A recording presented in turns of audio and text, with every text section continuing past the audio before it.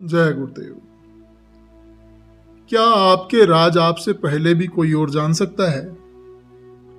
इस वीडियो में परम पूज्य बाबा जय गुरुदेव जी महाराज एक ऐसी अद्भुत घटना बताते हैं जो दिखाती है कि इंसान अपने कर्म दुनिया से तो छिपा सकता है, लेकिन संतों की दृष्टि से नहीं।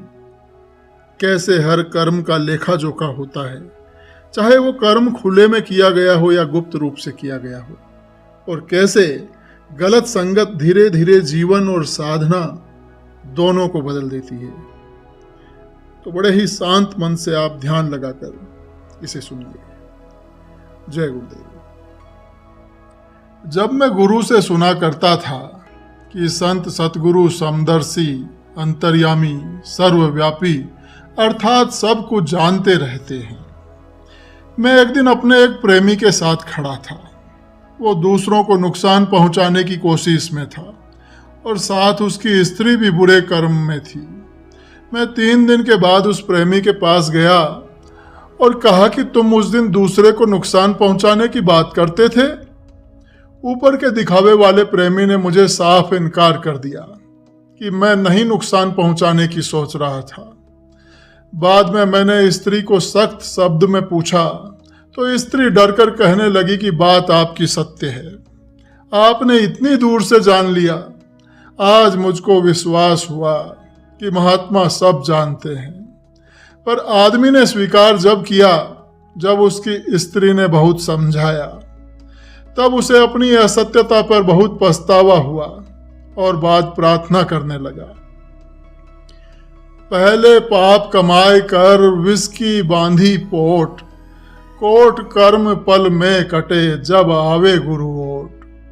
बुरी भली खोट खरी गुरु आगे सब खोल, मन की तेरी सब जाने कहाँ छुपावे अंत। सतगुरु जानकार हैं, वह ऊंची मंजिल पर बैठे हैं जहाँ से गुरु सबको देखते हैं। जब मैं साधन करता था तो गुरु महाराज ऊंचे मंडल पर ले गए जहां से सर्व दुनिया अपने आप सब दिखाई दे रही थी। गुरु ने कहा कि यह स्थान है जहां से लोगों को देखते हैं कि संसार के लोग क्या करते हैं। सारी दुनिया पाप की तरफ हो गई है। मालूम होता है कि चिकनी चट्टान है और टेढ़ी है, जैसे ही पैर पड़ता है कि लोग फिसल जाते हैं। गुरु तुम्हारे पाप कर्मों को सर्वदा देखता रहता है। तुम चाहे जितना पाप कर्म करो, एक दफा वह शक्ति तुमको आगाह करेगी जरूर। तुम आदत के गुलाम होकर अपने आप को बिक चुके हो और इसी आदत में अकर्म कर्म कर डालते हो। खराब संगत का असर। मैं एक दफा सिनेमा देखने गुरु भाई के साथ बॉम्बे गया हुआ था। हालांकि मैंने पूरा पिक्चर देखा ही नहीं, परंतु जब मैं वापस आया और अपने कमरे में बैठकर सुमिरन करने लगा, हमारा चित्त बजाय सुमिरन के वह तस्वीर देखता था जो सिनेमा में देखा था।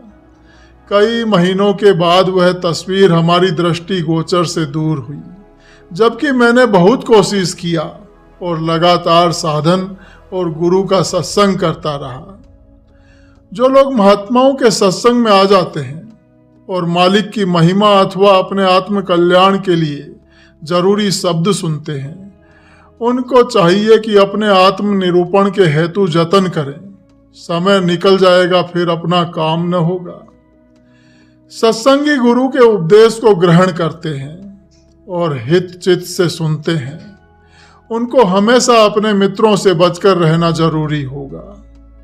जो सत्संगी अपने मित्र के साथ सनीमा किसी मुरव्वत में आकर चले जाते हैं और वहां जाकर देखते हैं, उनका साधन बिल्कुल चौपट हो जाता है और गुरु के शब्द को भी भूलने लगते हैं। इन्हीं क्रियाओं से साधन करने वालों का मन बिल्कुल मन गंदा हो जाता है और कुछ ही समय के अंदर गुरु की संगत से दूर हो जाते हैं। सत्संगी का मन बिल्कुल गंदा हो जाता है और समय के अनुसार कुकर्म करने लगते हैं। संगत के दोष से लोग मांस खाने वालों के हाथ का खाते हैं और पीते हैं। उसके घर जाकर दावत शौक के साथ खाते हैं और उनके यहाँ सोते हैं। परमार्थियों, अगर तुम अपना साधन करना चाहते हो और तुम्हें आत्म कल्याण की चाह यदि है, तो तुम इन मांस खाने वालों से सदा दूर रहो। इन्हीं की संगत से तुम निश्चय 84 में चले जाओगे। मांस शराब पीने वाले बुद्धिहीन मनुष्य पर नारियों के जीवन को अवश्य नष्ट कर देते हैं। क्यों? मांस और शराब का यही गुण है। मैं देखता हूं कि साइंस बहुत तरक्की करती है और कर रही है।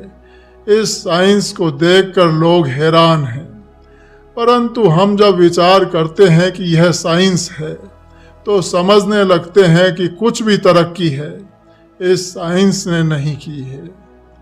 परमात्मा परिपूर्ण है, उसकी आवाज परिपूर्ण सर्व ब्रह्मांड में समाई हुई है। जिस तरह सूर्य का प्रकाश सब जगह परिपूर्ण है, बादल आने पर चाहे प्रकाश ढक जाता है, परंतु प्रकाश लोप नहीं हुआ है। प्रकाश तो सूर्य का रात्रि में भी है, सिर्फ पर्दा आ गया है, इस वजह से अंधेरा हो गया है।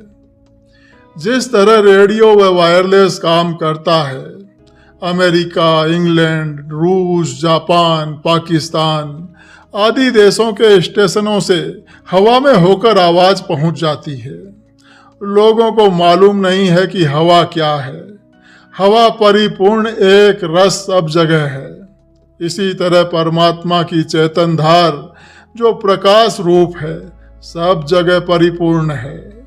जो ही बात की और फौरन आवाज पहुंच जाती है। दुनिया का विज्ञान इसी जगह तक रहता है और यहीं खत्म हो जाता है। यह बुद्धि विज्ञान है। इसके परे आत्मविज्ञान है और ईश्वर का विज्ञान है।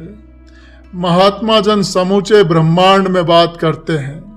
यदि तुम्हें सारे विश्व के विज्ञान का अनुभव करना है तो तुम महात्माओं के पास पहुंचो और उनके पास पहुंचकर दैविक पराविज्ञान जानने की कोशिश करो। जिस तरह हवा सर्वव्यापी होती है उसी तरह महात्मा सर्वव्यापी होते हैं।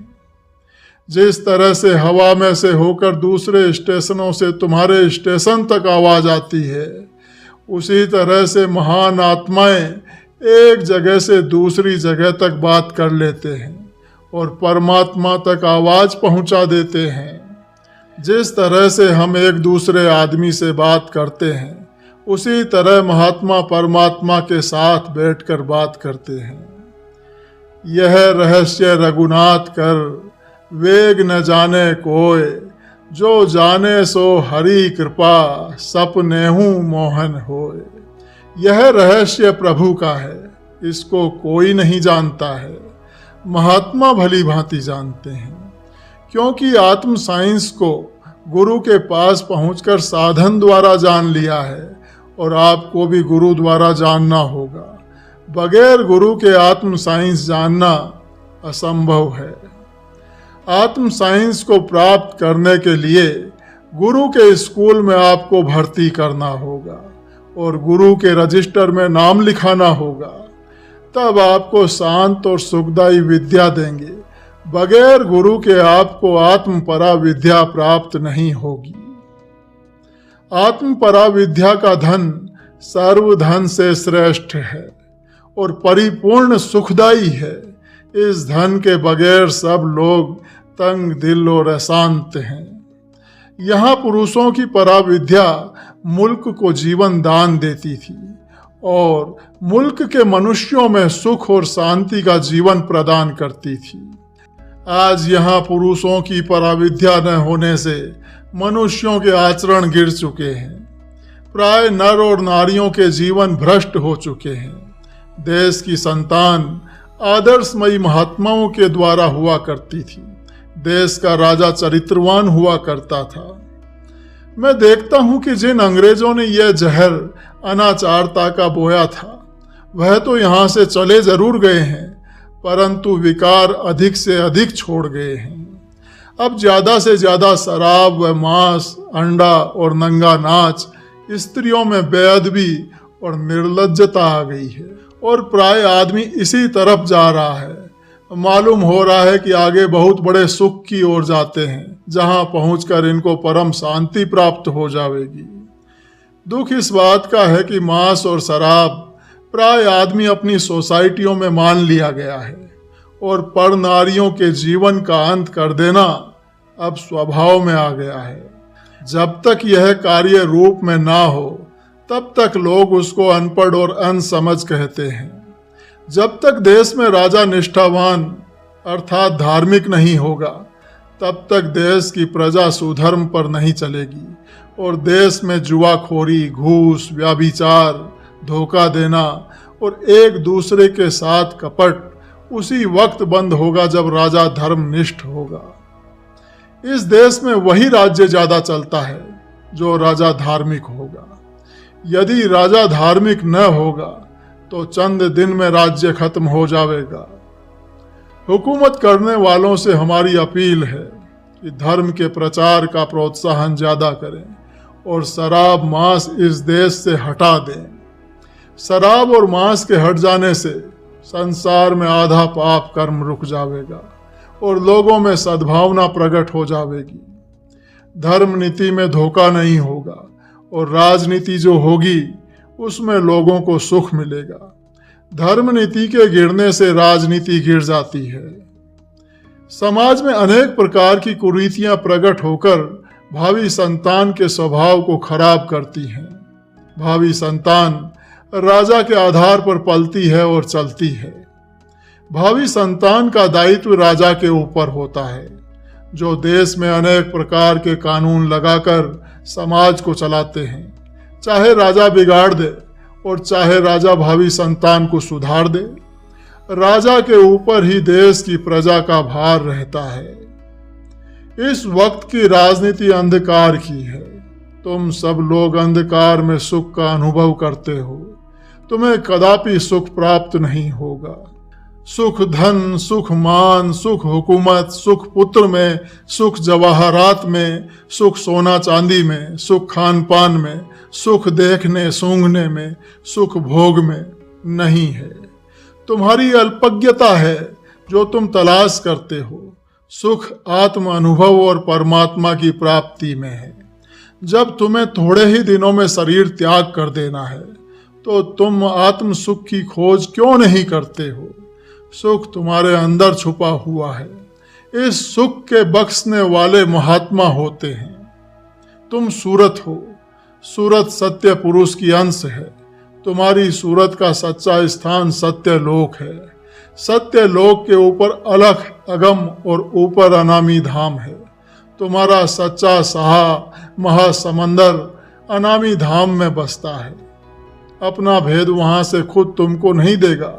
अपनी जाति सूरतों को अपने हुक्म के आधार पर वह होश अवस्था में इस मृत्यु लोक मंडल पर भेजते हैं। यही सूरतें अनामी पद से आती हैं और जाती हैं। अनामी पुरुष की पुत्र कहलाती हैं। यही सूरत मालिक रूप यहाँ पर कही जाती हैं। इसी सूरत को हम संत सतगुरु रूप में पूजा करते हैं। तो सूरतें सत्य देश से इस मृत्यु लोक भूमंडल में जीवों को चेताने हेतु आती हैं। इन्हीं सूरतों को हम मालिक रूप में देखते हैं और इनकी पूजा करते हैं और इन्हीं सूरतों की पूजा उपासना करके भव सागर से मुक्त होंगे। इन्हीं सूरतों की आज्ञा में चलना होगा। सत्य पुरुष की आज्ञा में चलना है। सत्य देश की आई हुई सूरतें इस भूमंडल की सूरतों पर अति दया करती हैं और इस मृत्यु लोक की सूरतों पर सत्य पुरुष की भेजी हुई सूरतें विशेष कृपा करती हैं और इन्हीं सूरतों में प्यार कराकर अपने साथ जोड़ती हैं। जैसे स्त्री को पुरुष अपने साथ कर लेता है, बाद विवाह संस्कार के पति को अधिकार होता है कि अपनी स्त्री को कहीं भी ले जावे। इसी तरह जिस सूरत ने संत के साथ प्यार किया और संत सतगुरु ने अपना प्यार दिया, उसी वक्त से ब्याह हो जाता है। अब जब गुरु चाहेंगे वहां ले जावेंगे। जो सूरतें सत्य देश सतलोक से आती हैं, इन सूरतों से बीच के सारे धनी डरते रहते हैं। क्योंकि संत सत्य लोग सच्चे शहंशाह के दरबार में हाजिरी देते हैं। यही सच्चे जासूस होते हैं। संत सदा जासूसी का काम करते हैं। मृत्यु लोक की तकलीफों को सच्चे दरबार में पहुंचाकर खबर देते रहते हैं। जब संत प्रकट नहीं हुए थे तब संत जरूर थे, परंतु मृत्यु लोक के जीवों की दुर्दशा का वर्णन करते जरूर रहे। जब सत्पुरुष ने देखा कि अब संत जरूर प्रकट होने चाहिए, हमारा रूप जरूर वहां पहुंचकर दुखी सूरतों पर दया करे, तब दया करने वाली सूरतें आई और दुखी जीवों को दुख से छुड़ाया। आज के राज्य में राज्य करने वाले भक्तों से सुना जाता है कि संसार में लोग आजकल दुखी नहीं हैं, सब सुखी हैं। जो रुपया 3,000 पाते हैं वो बगैर चोरी किए हुए अपने घर का खर्चा चला नहीं सकते हैं। अफसर कहते हैं कि मैं चोरी नहीं करता हूं। मैं उनकी चोरी और काम चोरी आपको बताऊंगा। अपना खर्च पूरा करने के लिए दौरा निकाल लेते हैं ताकि 300-400 रुपया टीए बन जाएगा, और अपने क्लर्क से सामान मंगाते हैं। उसका पैसा नहीं देते हैं। उस बेचारे क्लर्क को 200 रुपया हर माहवार देना होता है, और बीच में मैम साहब को जरूरत हुई कि हमको 100 रुपया दे देना, अगले माह में साहब को तनख्वाह मिलेगी तो दे देंगे। बेचारे क्लर्क को 150 रुपया तनख्वाह मिलती है। अब बताओ कि चोरी क्लर्क क्यों नहीं करेगा? उसे अपना और अपने बच्चों का पालन करना जरूरी है। महीना आया, मैम साहब और साहब ने उस क्लर्क के सामान के रुपए देने का नाम भी नहीं लिया। जब देखा कि क्लर्क कहीं रुपया न मांगने लगे तो मैम साहब धीरे से क्लर्क को बुलाती हैं और कहती हैं कि साहब आज तुमसे नाराज थे, ऐसा नहीं कि तुम्हारी नौकरी पर जोखिम आ जाए। बेचारा क्लर्क रुपया मांगने के बजाय उसे अब ये फिक्र हुई कि मैम साहब को खुश करूं, ताकि साहब को भी ये कहकर खुश कर दें। क्लर्क साहब फौरन बाजार गए और मैम साहब के लिए साड़ियाँ और कोई सोने की अंगूठी वगैरह खरीदकर मैम साहब के सामने पेश की। मैम साहब ने सब काम छोड़कर चीज़ देखने के लिए वो दौड़ पड़ी, और मैम साहब बोली कि दुर्गा प्रसाद, तुम्हें सामान खरीदना बहुत अच्छा आता है। आगे बेचारा दुर्गा प्रसाद क्लर्क मैम साहब को खुश करके अपने घर रवाना। और घर पहुंचते ही दुर्गा प्रसाद क्लर्क की स्त्री बोली कि बड़ी पुत्री को आज बहुत बुखार है, बेचारी बेहोश पड़ी है, और हमारे पास पैसे नहीं थे, नहीं तो अभी तक दवा मंगा लेते। दुर्गा प्रसाद क्लर्क ने कहा कि मैं परेशान हूँ, मैं क्या करूँ, रुपया हमारे पास नहीं, नौकरी करना अब तो हराम हो गया है। तुम्हें मालूम नहीं है साहब, तुम्हें मालूम नहीं है साहब बहुत नाराज थे। मैम साहब ने कहा था कि दुर्गा प्रसाद कहीं साहब तुम्हें नौकरी से ना निकाल दे। मैं मैम साहब के लिए साड़ी और सोने की अंगूठी लेकर देकर आया हूँ। तो क्लर्क की स्त्री बोली कि मैम साहब बड़ी बेरहम है, जो हराम की कमाई ले लेती हैं। तब हमारे बच्चे क्या खाएंगे? उनको सोचना चाहिए कि पैसा कैसे और कहाँ से दिया जाता है। परंतु मैम साहब और साहब अपना मतलब सीधा करते रहते हैं। जब क्लर्क परेशान हो जाता है तब गरीब जनता को सताना शुरू करता है। किसान क्लर्क के पास अपनी ज़रूरत के वास्ते 20 मील से शहर में आता है। किसानों के पास इतना रुपया नहीं होता है जो क्लर्क को देकर खुश करें। किसान कहता है कि बाबूजी हमारा काम कर दीजिए, शाम हो रही है, मुझे 20 मील जाना है, बस छूट जाएगी, हमारे घर में कोई नहीं है, हमारे जानवर भूखे प्यासे खूंटे पर बंधे रहेंगे। तो क्लर्क साहब झुंझलाकर कहते हैं कि हमारे पास समय नहीं है, चले जाओ, और दिन तुम्हारा काम होगा। जब गरीब किसान ने देखा कि अब क्या करूं, बाबू सुनता ही नहीं है, फौरन अपनी जेब से निकालकर क्लर्क साहब को 10 रुपया दिया। क्लर्क साहब ने तुरंत किसान का काम कर दिया। अब किसान अपने गांव में पहुंचता है और गांव के रहने वालों से कहता है कि आप लोग अपना काम चाहते हो तो 10 रुपया लेकर जाना, तुम्हारा काम तुरंत हो जाएगा। अब गांव में प्रचार होने लगा। सेंट्रल एक्साइज महकमा के इंस्पेक्टर साहब की आप हालत सुनिए। जब से किसान अपने खेत में तंबाकू बोते हैं तभी इंस्पेक्टर साहब का मुआयना होता है। इंस्पेक्टर साहब अपने नक्शे में रिपोर्ट लिखते हैं कि खेत बहुत अच्छा है। उम्मीद की जाती है कि इस खेत में 200 मन तंबाकू होगी। तो किसान घबरा जाता है और कहता है कि बाबूजी, इसमें 50 मन से ज़्यादा नहीं होगी। किसान और इंस्पेक्टर में तनातनी रहती है। दूसरा किसान कहता है कि भाई, तू कह दे कि मैं 10 रुपया मन के हिसाब से समझ लूँगा। तब इंस्पेक्टर साहब अपनी रिपोर्ट को काट कर लिख देते हैं कि खेत कमज़ोर है। आशा की जाती है कि 50 मन तंबाकू होगी। इंस्पेक्टर साहब अपना मेहनताना पहले वसूल करते हैं। तंबाकू 3 महीने के बाद तैयार होगी। सरकारी हुक्म के अनुसार इंस्पेक्टर का तबादला होता है और उनकी जगह पर दूसरा आता है। वो भी किसान से दोबारा उतने ही मन के हिसाब से वसूल करता है। किसान चोरी जरूर करेगा, खेत काटते वक्त तंबाकू चुराकर किसी दूसरे घर में रख देगा। बड़े साहब का मजा। इंस्पेक्टर साहब ने कहना शुरू किया कि आज बड़ा साहब आता है, मुआयना करेगा। इंस्पेक्टर अपने साहब को खुश करने के लिए शराब, मुर्गा, अंडा, सोडा वाटर, मांस आदि का प्रबंध करता है और बहुत से लोग शहर से कुछ स्त्री आदि को बुला लेते हैं और फिर उनके साथ नशे में आकर हरकत करते हैं। बड़े साहब कहते हैं कि इंस्पेक्टर साहब, 1 गाड़ी लकड़ी, 2 कनस्तर घी, कुछ सब्जी और मौसमी फल बंगले पर भेज देना।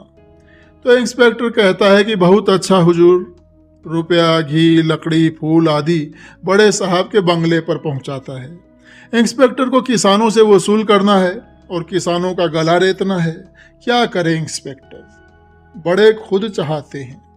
बड़े साहब शहर में रहकर धुआंधार चीजें अपने बच्चों और स्त्री के लिए खरीदते हैं। ऐसे निकृष्ट धन से ऐश आराम उठाते हैं।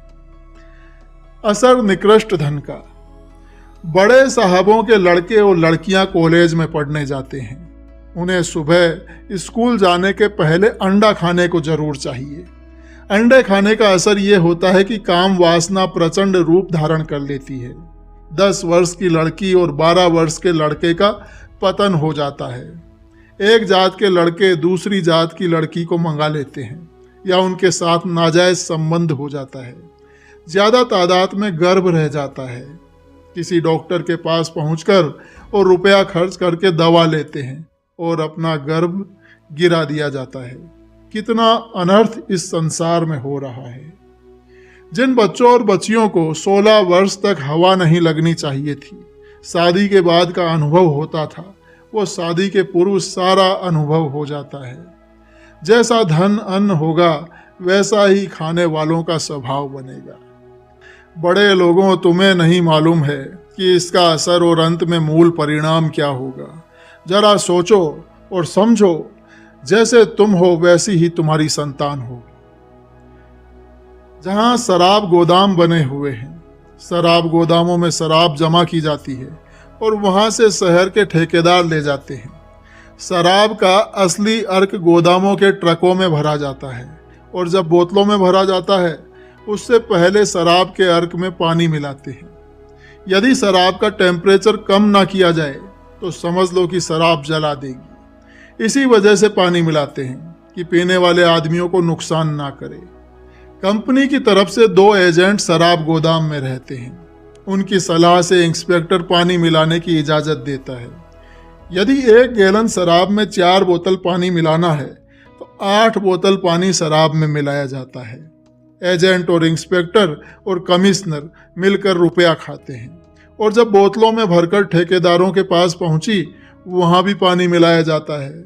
वहां का इंस्पेक्टर अलग दाम घूस का खाता है और इस तरह से सब जगह चोरी करते हैं। इस तरह उनके बच्चे का भी जीवन पतन हो जाता है। उनके बच्चे बुरे रास्ते पर चले जाते हैं। खून खराब होकर लोग हरामखोर हो जाते हैं। ओवरसीयर और इंजीनियर।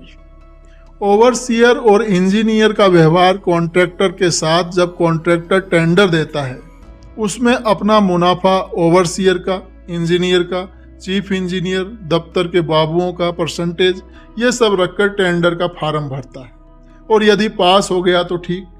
जिस दिन से उसने काम साइट पर करना आरंभ किया ओवरसीयर साहब की मांग शुरू हो गई, अपने कमीशन से ज़्यादा मांगना। बेचारा कॉन्ट्रैक्टर क्या करे, फिर गलत कराएगा, उसी में से देगा। जिस पहाड़ के पत्थर की कटिंग 55 रुपया सैकड़ा, उसी पत्थर की कटिंग 275 रुपये लिखी जाती है। रात दिन इंजीनियर ओवरसियर मांगते हैं। यदि पहले उनको ना दिया तो बिल नहीं बनाते हैं, और यदि बिल बनाकर ओवरसियर अथवा इंजीनियर दे दिया, जब अकाउंट दफ्तर में गया तो अकाउंटेंट साहब 1000 बहाना बनाकर बिल पास नहीं करेंगे। बेचारा कॉन्ट्रैक्टर मजबूरी में आकर सबको देता है, और देना ही पड़ेगा, नहीं तो हजारों मुसीबत उसके पीछे लगी है और उसका रुपया नहीं देते हैं। एक पटवारी का हाल। एक पटवारी साहब हमारे पास पहुंचे। उन्होंने कहा कि हमारा दोस्त आपके पास आता जाता है, इसने आपकी तारीफ बहुत की है। मैं आपके पास आया हूँ, मुझे एक कष्ट बहुत भारी है। वो ये है कि हमारी स्त्री 12 महीने बीमार रहती है, साथ ही उसका बच्चा भी बीमार रहता है। आप दया कर दीजिए। तो मैंने कहा कि आप किसानों को कितना तंग करते हैं, वो बेचारे तुम्हारी चालाकी को समझ नहीं पाते हैं। तुम यहाँ तक तंग करते हो कि बेचारे कचहरियों तक जाते हैं और कई 100 रुपया वकील और मुख्तार को दिला देते हैं। तुम्हें खबर नहीं है कि किसान कितनी गरीबी से रहते हैं और कैसे पैसा बचाते हैं। किसानों के पास रुपया बचता ही नहीं है। कहीं पानी समय पर ना बरसना, कभी ज़्यादा पानी बरसना, कभी टिड्डवा लग जाना, कभी कुदरती मार से फसल पैदा न होना आदि व्याधियाँ किसानों के साथ हर साल आया करती हैं। यही वजह है कि किसान अपने तन पर अच्छे कपड़े तक नहीं पहन पाता है और ना अच्छा खाना खा पाता है। इतनी दुख पाई गरीबी में तुम कितना उन्हें परेशान करते हो, जिसकी कोई इंतहा नहीं। उन्हीं का प्रायश्चित तुम्हारी औरत पर लदा हुआ है, जिसकी वजह से तुम तबाह रहते हो। तुम गरीब आदमियों को तंग करना छोड़ दो, तुम्हारी औरत ठीक हो जाएगी। तो पटवारी ने प्रण कर लिया, प्रण किया कि मैं अब किसी को तंग नहीं करूंगा। कुछ दिन बाद पटवारी ठीक हो गए और किसानों का काम जल्द से जल्द कर दिया करते थे। कुछ दिन में पटवारी की औरत ठीक हो गई। पटवारी को विश्वास हो गया कि हराम की कमाई सदा दुखदाई होती है। Income tax. मैं दिल्ली में एक पंजाबी साहब के मकान पर सत्संग करता था। किसी ने इनकम टैक्स साहब जी को बता दिया कि यहाँ पर एक बहुत बड़े महात्मा आए हुए हैं। दोस्त, तुम्हारी औरत को बहुत दर्द रहता है और तुमने 15,000 रुपया भी खर्च किया, परंतु अच्छी नहीं हुई। तुम्हारा नुकसान ही क्या है? उन महात्मा जी के पास अपनी स्त्री को लेकर जाओ। मुझे विश्वास है कि उनकी दुआ अगर लग गई तो तुम्हारी स्त्री साफ ठीक हो जाएगी। बेचारे इनकम टैक्स साहब मुसीबत के मारे लाचारी दर्जे में हमारे पास आए। सत्संग हो रहा था, सबसे पीछे बैठे। पता नहीं चला कि इनकम टैक्स साहब अपनी स्त्री सहित सत्संग में बैठे हैं। मैं सत्संग में गोश्त, शराब और व्याभिचार पर सत्संग कर रहा था कि मनुष्य को शराब नहीं पीनी चाहिए और अपाहिज जानवरों के गले रेतकर उनका मुर्दा नहीं खाना चाहिए। सभी तो लोग नाना प्रकार की बीमारियों के शिकार हैं, आगे चलकर सबको भोगना होगा। और जो लोग रिश्वत लेते हैं वो तो महा हराम खोर हैं। एक एक जिक्र इन इनकम टैक्स साहब का आ गया। अफसर वकील साहब के द्वारा दुकानदारों से रिश्वत लेते हैं। कुछ लोगों का संबंध बाबुओं के द्वारा होता है और एक आधे का सीधा रसूख होता है। जो फर्म वाले हैं वो तो सीधा ही पहुंचा देते हैं। जब सत्संग खत्म हुआ तो इनकम टैक्स साहब जी हमारे पास आए और कहा कि महाराज जी, शांति नहीं मिलती है, इसका क्या कारण है? मैंने कहा कि आपने जो पैसा गलत तरीकों से इकट्ठा किया है उतना ही पुण्य करें, तब आपको शांति मिलेगी। आप कुछ संकोच में पड़े। मैंने उन्हें समझाया कि आपने दूसरों के दिलों को तड़पाकर पैसा पैदा किया है, इसी कारण आपका दिल तड़प रहा है और आपको अशांति है। एक दरोगा जी हमारे पास आए। उन्होंने कहा कि महाराज, हमने सुना है कि आप लोगों के जीवन को सुधार देते हैं। हमारा लड़का बहुत बदमाश हो गया है। ऐसा ना हो जाए कि मैं इसे गोली से मार दूं। या तो मैं ही रहूंगा या ये लड़का ही रहेगा। मैंने दरोगा जी को प्यार से समझाया और कहा कि आप अपने पुत्र का सुधार चाहते हैं तो एक कार्य करें, मैं उस बच्चे को सुधार दूंगा। तो दरोगा जी बोले कि जो आप कहेंगे वही हम करेंगे। मैंने कहा कि आपके थाने में जो मुलजिम आते हैं उनको आप अपने सिपाहियों के द्वारा मुलजिम को जमीन पर गिरा देते हो और पैर ऊपर करके उनके तालुओं में लाठियों से पिटवाते हो। और एक सिपाही तुम्हारा सदा हुआ रहता है, वो कहता है कि अबे साले कह दे कि मैं आपकी पूजा करूंगा। जब मुलजिम कहता है कि हे हुजूर आपकी पूजा होगी, उसी वक्त मुलजिम पर मार पड़नी बंद कर दी जाती है। दोनों तरफ के तरीकों से आपने 1,000 रुपया वसूल किया है। इसी दिल तड़पते हुए धन से जो संतान पैदा होगी वो दरोगा जी तुम्हारा दिल तड़पाएगी। आज से ऐसा धन लेना बंद कर दीजिए तो आपके पुत्र को मैं सुधार दूंगा। दरोगा जी ने गरीब किसानों का दिल दुखाना बंद कर दिया। लड़का उनका उसी दिन से सुधरने लगा। किसानों का आशीर्वाद भी दरोगा जी को प्राप्त हो जाया करता था और कुछ दिन में किसान समझ गए कि दरोगा जी बहुत नेक आदतों वाले बन गए हैं और लड़का भी उनका सुधर गया। कुछ दिन में दरोगा जी के दिल में बात लगी तो नौकरी उन्होंने छोड़ दी और भगवान का सच्चे दिल से अपने गुनाहों की माफ़ी मांगते हुए परमात्मा का भजन वे करने लगे। सत्संग का यही असर है कि मनुष्य बद से नेक बन जाता है। एक साहब हमारे पास आए, प्रश्न करते हैं कि मैं चाहता हूं कि आत्म शांति मिले, मुझे बहुत खोज रहती है। उत्तर में मैंने कहा कि आप सत्संग में आया करें और ध्यान से सत्संग सुनें। साहब रोज सत्संग में आने लगे और सत्संग ध्यान देकर सुनते रहे। सत्संग के बाद वे कहते हैं कि जो आपने सुनाया वो तो मैं समझता हूँ, मुझे संसारी वस्तु की इच्छा नहीं है। तो मैंने कहा कि आपको संसारी वस्तु की इच्छा नहीं है तब तो आपको आत्म सुख जल्दी प्राप्त हो सकता है। तो वे बोले कि मैं इसी आत्म सुख की तलाश में हूँ, आशा है कि आप दे देंगे। कुछ दिन उन्होंने सत्संग सुना और लगातार आते रहे। एक दिन कहते हैं कि महाराज जी खर्च पूरा नहीं पड़ता है, बड़ी अड़चन रहती है, आप कुछ दया कर दें ताकि हमारा खर्चा पूरा पड़ने लगे, फिर खूब भजन करूँगा। आपको मालूम होना चाहिए जब उनकी इच्छा पूरी नहीं हुई फिर आज तक वे हमारे पास कभी नहीं आए। अब समझ लो कि तुम्हें परमात्मा की चाह है, तुम तो महात्माओं के पास संसार की वस्तु चाहते हो। जय गुरुदेव।